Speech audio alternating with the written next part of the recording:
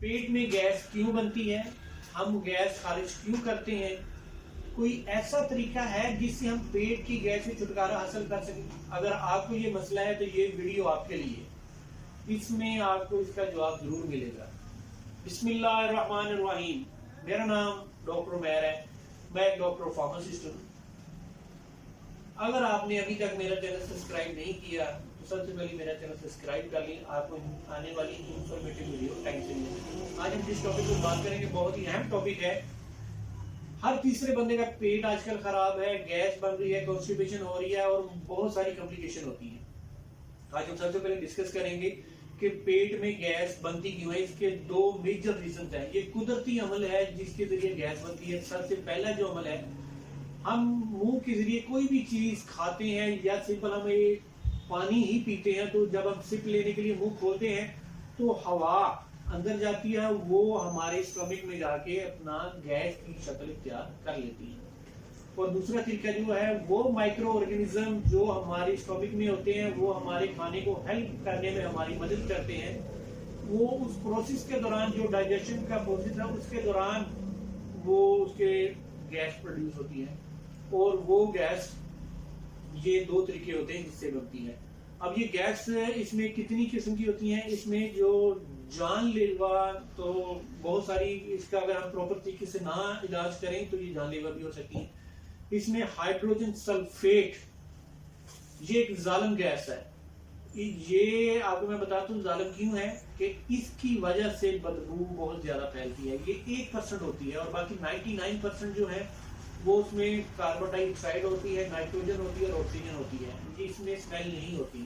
اور یہ جو ہائیڈروجن سلفیٹ ہے، اس کی وجہ سے یہ اسمیل آتی ہے۔ اگر اس کی مقدار 1% سے بڑھتی ہے تو اسمیل بہت زیادہ پھیلنے کے چانسز ہو جاتے ہیں۔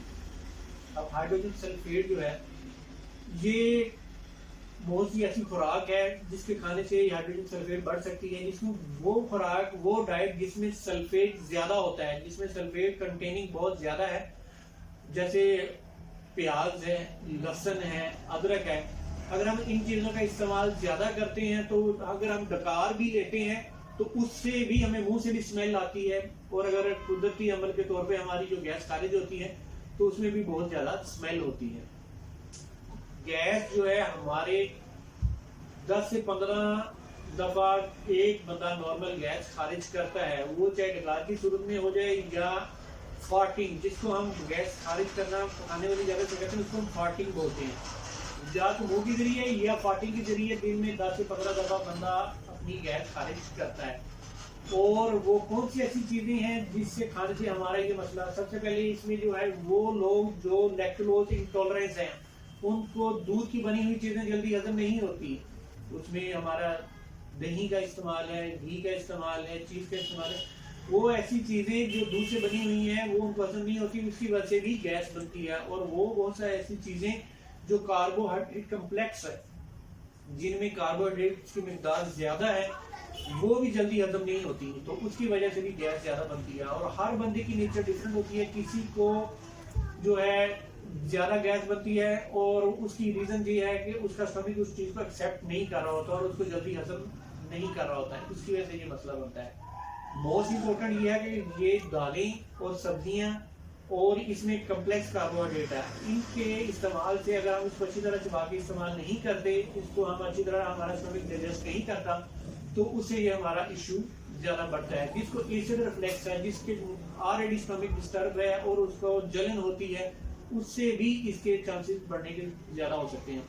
اور اس لیے آپ کو میں نے بتایا، جو اس میں ہائیڈروجن سلفیٹ ہے، وہ مقدار جب اس کی بڑھتی ہے 1% سے تو وہ اسمیل کاز کرتی ہے۔ اس لیے ہم نے وہ چیزیں استعمال کرنی ہے جس میں سلفیٹ کی مقدار زیادہ نہ ہو، ہم اپنے اسٹمک کو ہائیڈریٹ رکھیں، اسٹمک میں ہم لیکوڈ اور پانی کا زیادہ استعمال کریں، اور کوشش یہ کریں کہ آپ نے، اگر خدا نہ خواستہ آپ کو گیس بن بھی رہی ہے اور آپ کو وہ خارج بھی نہیں ہو رہی، تو یہ آپ کے لیے بہت بڑا مسئلہ کاز کر سکتی ہے۔ کیونکہ اگر ایک قدرتی عمل کے ذریعے ہماری گیس تو بن رہی ہے، اگر ہم وہ فارٹنگ کے ذریعے ہماری وہ پاس آؤٹ نہیں ہو رہی، یا ہمیں کانسٹیپیشن ہو چکی ہے، پخانا بھی ہمیں نہیں آ رہا، تو وہ گیس کہاں جائے گی؟ وہ گیس ہماری آنتوں میں انفیکشن کرے گی، اور یہاں تک کہ بہت سارے کیسز ریپورٹڈ ہوتے ہیں کہ وہ آنتڑوں میں سوراخ کر دیتی ہے اور وہ میجر کاز بنتی ہے بہت زیادہ انفیکشن کی. اس لیے اگر آپ کو گیس بن بھی زیادہ رہی ہے اور خارج بھی نہیں ہو رہی تو آپ نے اس کا اپنے ڈاکٹر کو کنسلٹ کرنا ہے. تو انشاءاللہ آپ کو سمجھ آ گئی ہوگی جو میں نے چیزیں بتائی کہ یہ قدرتی عمل ہے کیوں بنتی ہے, اور ہم نے کوشش یہ کرنی کہ ہمیں وہ چیزیں نہیں لینی جس سے ہمارا اسٹمک ڈسٹرب ہو, اور وہ چیزیں نہیں لینی جس سے ہم اپنی جان پہ کن ہوتا ہے کہ ہمیں یہ چیز پتہ ہے کہ یہ ہضم نہیں ہو رہی, اور سلفیٹ والی چیزوں کا استعمال کم سے کم کرنا ہے. امید کرتا ہوں آپ کو اس میں بتائی گئی انفارمیشن اچھی لگی ہوگی. اگر آنے والی انفارمیٹیو ویڈیوز آپ سے چاہوں گا. اللہ حافظ.